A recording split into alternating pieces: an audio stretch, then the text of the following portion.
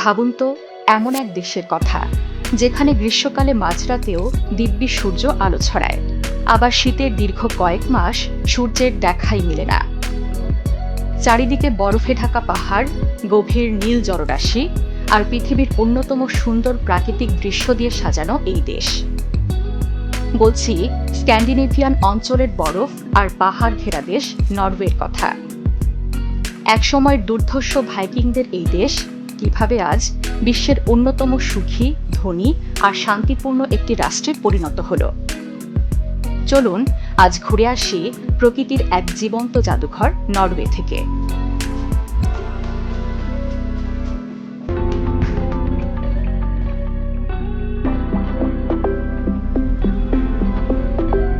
উত্তর ইউরোপের স্ক্যান্ডিনেভিয়ান উপদ্বীপের একেবারে পশ্চিমে নরওয়ের অবস্থান। এর 3 দিক ঘিরে রয়েছে আর্কটিক ও আটলান্টিক মহাসাগরের সুবিশাল জলরাশি। প্রায় 3,85,000 বর্গ কিলোমিটার আয়তনের এই দেশটির ভৌগোলিক অবস্থান এতটাই বৈচিত্র্যময় যে গ্রীষ্মকালে উত্তরের অঞ্চলগুলোতে টানা কয়েক মাস সূর্য অস্ত যায় না। একে বলা হয় মিডনাইট সান। আবার শীতকালে ঘটে ঠিক উল্টো ঘটনা, টানা কয়েক মাস সেখানে সূর্যের দেখাই মেলে না। নরওয়ের জনসংখ্যা মাত্র 55 লাখের কাছাকাছি, যা দেশটিকে ভীষণ শান্ত ও কোলাহল মুক্ত রেখেছে। নরওয়ে প্রায়ই বিশ্বের সবচেয়ে সুখী দেশগুলোর তালিকার শীর্ষে থাকে। তবে মজার ব্যাপার হলো, আজকের এই শান্ত, ভদ্র ও সুখী মানুষদের পূর্বপুরুষরা ছিলেন ইতিহাসের সেই বিখ্যাত এবং দুর্ধর্ষ ভাইকিং যোদ্ধা। 800 থেকে 1050 খ্রিস্টাব্দ পর্যন্ত ছিল তাদের স্বর্ণযুগ।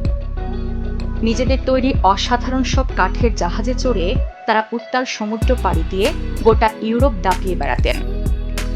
একটি চমকপ্রদ তথ্য হল, ক্রিস্টোফার কলম্বাসেরও প্রায় 500 বছর আগে এই ভাইকিংরাই প্রথম উত্তর আমেরিকায় পৌঁছেছিল। দীর্ঘকাল ডেনমার্ক ও সুইডেনের মতো প্রতিবেশীদের সাথে যুক্ত থাকার পর 1905 সালে নরওয়ে সম্পূর্ণ একটি স্বাধীন রাষ্ট্র হিসেবে আত্মপ্রকাশ করে। এক সময়ের সেই উত্তাল সমুদ্রের দুর্ধর্ষ যোদ্ধাদের দেশ আজ কিভাবে পৃথিবীর অন্যতম শান্তিপূর্ণ, আধুনিক ও গণতান্ত্রিক রাষ্ট্রে পরিণত হলো, তা সত্যি এক বিশাল বিস্ময়। নরওয়ের অর্থনীতি বিশ্বের অন্যতম শক্তিশালী ও স্থিতিশীল অর্থনীতি। তাদের মূল শক্তি হল সমুদ্রের তলদেশ থেকে উত্তোলন করা তেল ও প্রাকৃতিক গ্যাস। পাশাপাশি সামুদ্রিক মৎস্য খাত তাদের বিশাল আয়ের উৎস। একটি চমকপ্রদ তথ্য হল, নরওয়ে বিশ্বের অন্যতম ধনী দেশ হলেও এটি বসবাস করার জন্য ভীষণ ব্যয়বহুল একটি জায়গা। এখানে সবকিছুর দামই বেশ চড়া। পর্যটকদের কাছে নরওয়ে যেন স্বপ্নের গন্তব্য। নরওয়ের কথা বললেই চোখের সামনে ভেসে ওঠে বিখ্যাত সব ফিওর্ড বা হিমবাহের তৈরি সমুদ্রের খাড়ি। ইউনেস্কো ওয়ার্ল্ড হেরিটেজ সাইট হিসেবে স্বীকৃত এই জায়গাগুলোর সৌন্দর্য এতটাই জাদুকরী যে নিজে গিয়ে না দেখলে এই রূপ বিশ্বাস করা প্রায় অসম্ভব। বিশেষ করে গেইরাঞ্জার ফিওর্ডের কথা না বললেই নয়। এর শান্ত, গভীর নীল জলরাশির দুপাশ দিয়ে দেয়ালের মতো মাথা উঁচু করে দাঁড়িয়ে আছে সুবিশাল সব খাড়া পাহাড়। আর সেই পাহাড়ের বুক চিরে সজোরে নেমে এসেছে বিখ্যাত সেভেন সিস্টার্স জলপ্রপাত।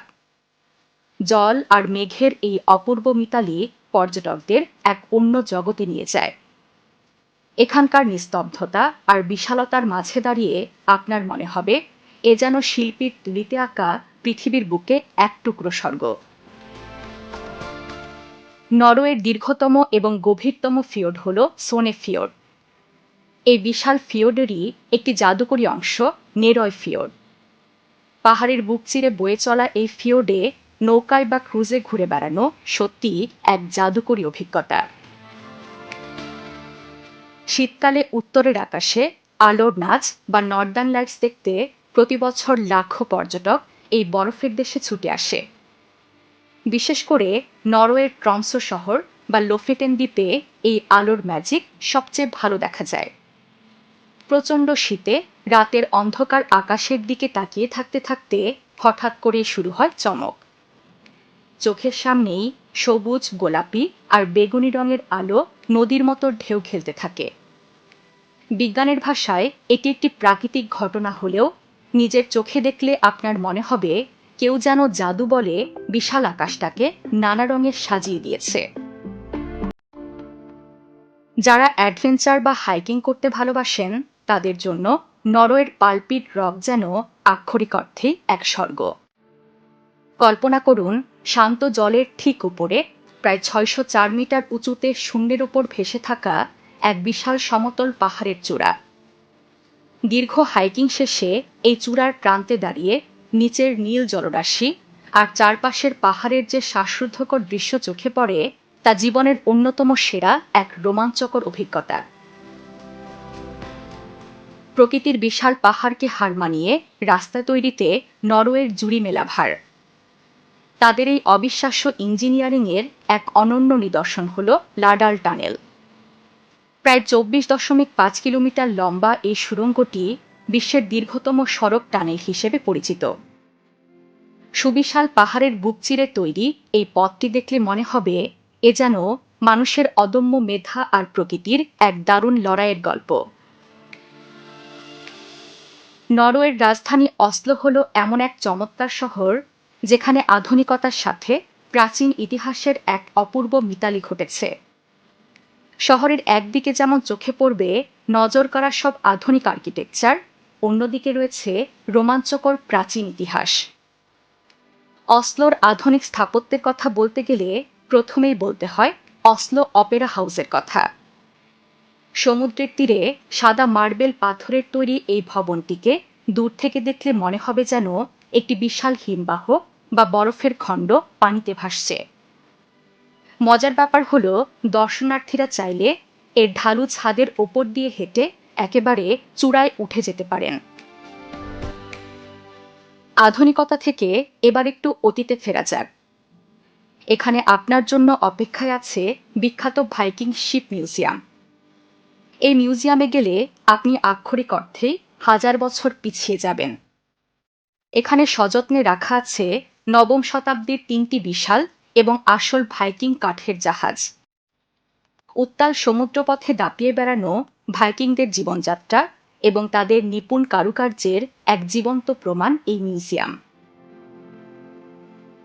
আর হ্যাঁ, শিল্পপ্রেমীদের জন্য এক বিশাল চমক হল ভিগেল্যান্ড স্কাল্পচার পার্ক। এটি বিশ্বের সবচেয়ে বড় একক ভাস্কর্য পার্ক, যা শুধু একজন শিল্পীর হাতেই তৈরি। বিখ্যাত ভাস্কর গুস্তাভ ভিগেল্যান্ড মানব জীবনের নানা আবেগ, হাসি, কান্না আর জন্ম থেকে মৃত্যু পর্যন্ত চক্র সবকিছু নিখুঁতভাবে ফুটিয়ে তুলেছেন ব্রোঞ্জ আর গ্রানাইটের তৈরি ২১২টি ভাস্কর্যের মাধ্যমে। এর মধ্যে সবচেয়ে বিখ্যাত হল রাগী চেহারার একটি ছোট্ট ছেলের ভাস্কর্য, যার নাম দ্য অ্যাংরি বয়, এবং ১৪ মিটার উঁচু এক বিশাল স্তম্ভ মনোলিথ, যেখানে ১২১টি মানুষের দেহ একে অপরের সাথে জড়িয়ে আছে। নরওয়ের কথা বলতে গেলে শুধু বরফ, পাহাড় আর প্রকৃতির গল্প করলে কিন্তু চলবে না। আজকাল ফুটবল বিশ্বের দিকে তাকালেই নরওয়েজিয়ান তারকাদের দাপট চোখে পড়ে। বিশেষ করে গোলমেশিন খ্যাত আর্লিং হালান্ড এবং আর্সেনালের অধিনায়ক মার্টিন ওডেগার্ডের কথা তো আলাদা করে বলতেই হয়। বিশ্ব ফুটবলের বড় বড় মঞ্চে এই তারকারা এখন রাজত্ব করছেন। তাদের হাত ধরে নরওয়ের ফুটবল যেন এক নতুন সোনালী যুগে প্রবেশ করেছে। তবে চমকপ্রদ ব্যাপার হল নরওয়ের ফুটবলের আসল গৌরব কিন্তু তাদের নারী দলের হাত ধরে এসেছে। নারী ফুটবলে নরওয়ের ইতিহাস অত্যন্ত সমৃদ্ধ। ১৯৯৫ সালে তারা ফিফা নারী বিশ্বকাপ জয় করে এবং ২০০২ সালের সিডনি অলিম্পিকে জেতে সোনার পদক।